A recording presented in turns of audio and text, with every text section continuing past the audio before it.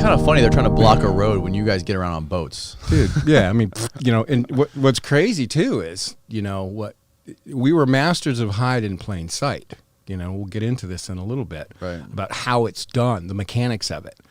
Most people, it just blows most people's mind. And that's when I start getting into, yeah, right, dude, this kind of shit. But dude, I'm not sitting here, and St. Martin's Press didn't verify, my story or what it is I'm imparting without some kind of, sources.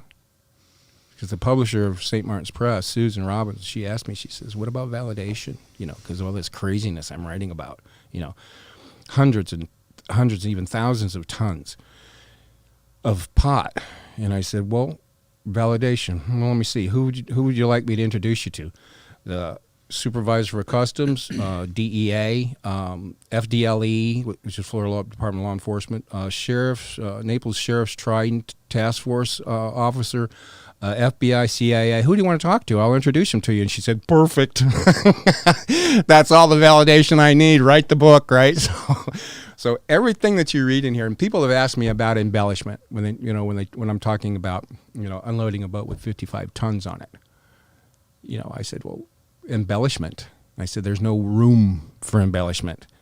To embellish on what was written would have made it, first of all, sound so ridiculous that, it would be comical. Well, that is comical. 55 tons. That is almost so ridiculous. It's uneven. Well, yeah, fathomable. This is something that, this is people don't know the story, which is why I'm sitting here with you, and guys like you to try to get them to understand that, if you were smoking weed in the 60s, 70s, and the early 80s, dude, this is how you got it. There was no growing the shit like they were growing it all over. Some guys were experimenting little bits here and there, with a plant or two and like that. But, dude, if you wanted weed to smoke, you literally had to go to another country, load a fucking boat full of the shit, and bring it back. Mm-hmm. There's your weed. This is how it was done up until the early 90s. There's a reason for that, too. What is this? Is this it?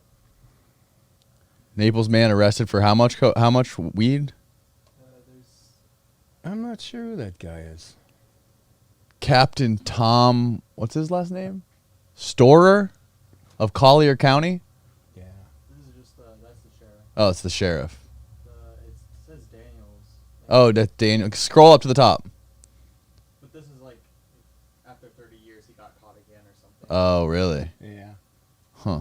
They were saying something about that. Yeah, see, the Daniels are a prevalent family in Everglades. So they were the first people to get busted. Well, they were, actually, the way the chain of events works is the original pot hauler his name was Lauren Toch Brown. Toch was his nickname. Mm-hmm. Toch was a legend in the Everglades. Really? Yeah. He was the guy who blazed the trail for pot hauling out of necessity, because these are the days when United States is expanding their borders of Everglades National Park to try to include our passageways into Everglades City and Chokoloskee Island, where we bring our catches, our stone crabs and, grouper and what have you. What they had tried to do at one point was... This episode of the podcast is brought to you by the best bongs in the business. With Freeze Pipe's freezable glycerin coils, you will enjoy colder, bigger hits without the throat burning or intense coughing. Check out Freeze Pipe's entire line of unique pipes, bubblers, bongs, and dab rigs at thefreezepipe.com and use the code CONCRETE to save 10% off your first order. That's thefreezepipe.com and use the code KONCRETE. Create a law that says that you're not allowed to bring your catches through the national park. Well, how the hell are you going to get to the fucking fish house if you got to go through the national park to get there? Right. That wasn't going to happen, so it was a big deal going on, and they tried to shut us down. Then they go into rules and regulations. You can only catch so many of a size. The IFQs. At a certain time of year. Yeah. Only certain types of nets are to be used on mullet and pompano and that type of thing, And they just started crunching down and making life a little bit harder on everybody down there, But and then this pot hauling shows up, and Toch gets approached, and he's okay, well, so he gets his boat together and his crew. He goes to Panama, goes around the corner and up the river to up the grassland to find the red bud that everybody was smoking at that time. And trial and error. I mean, it wasn't an easy thing. I mean, he had his problems, but he finally wound up working it out. So he's bringing these loads from Colombia, South America, to the Cubans in Miami, and things are getting a bit dicey over there, and he says, look, why don't we just bring this shit over here? He says, look at this, 10,000 islands. We live here. This is where our kids play. You get the shit in there, it's ours. So why don't we just bring it around there? So if you saw the dock on Viceland, that's exactly how it played out. Miami was the focus. Nothing going on over because here in of the Everglades. cocaine, right? The cocaine cowboys fucked everything up, man. I mean, everybody wants to be the guy, And in particular, in those days, was a woman by the name of Griselda Blanco. Oh, yeah.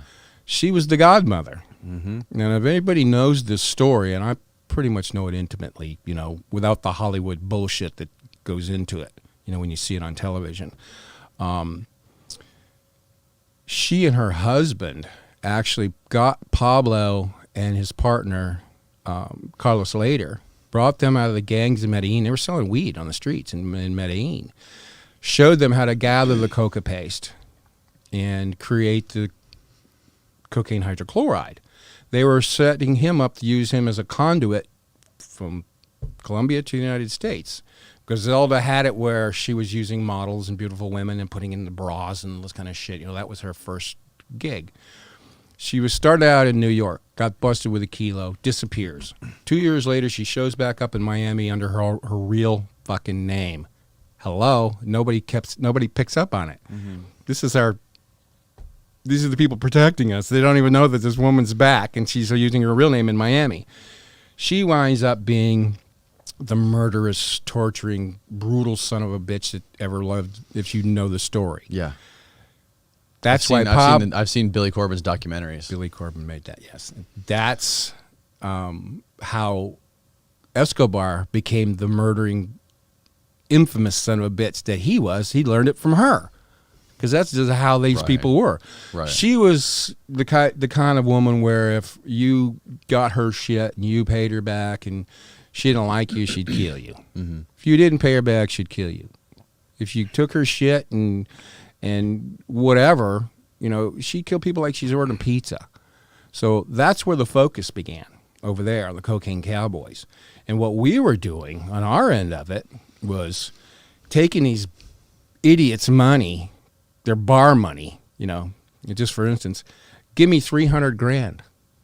I'll take it to Colombia and I'll buy you 30,000 pounds of Colombian red bud. It's $10 a pound, So by the time I get your shit back here to the United States, it's upwards around $500 a pound at that time. Buying it for 10 in Colombia and selling it in Miami for 500. 500.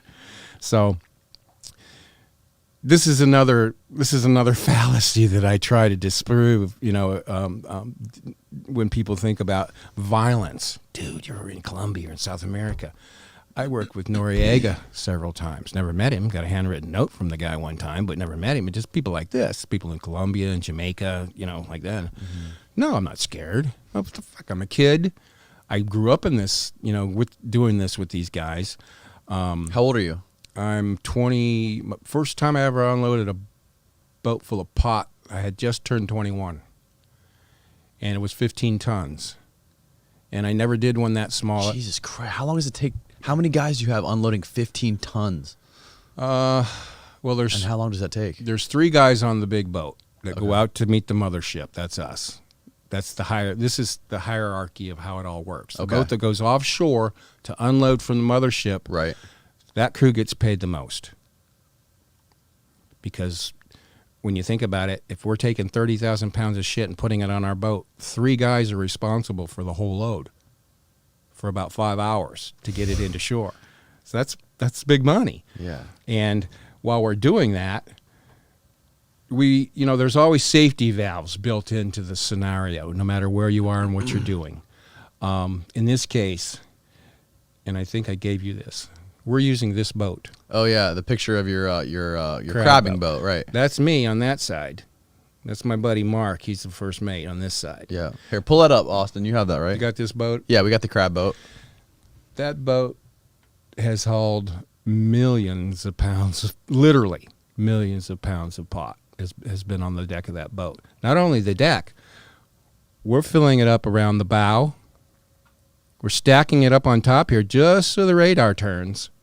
And then from that level all the way back, it's that high. This goes down to about 8 inches of water line.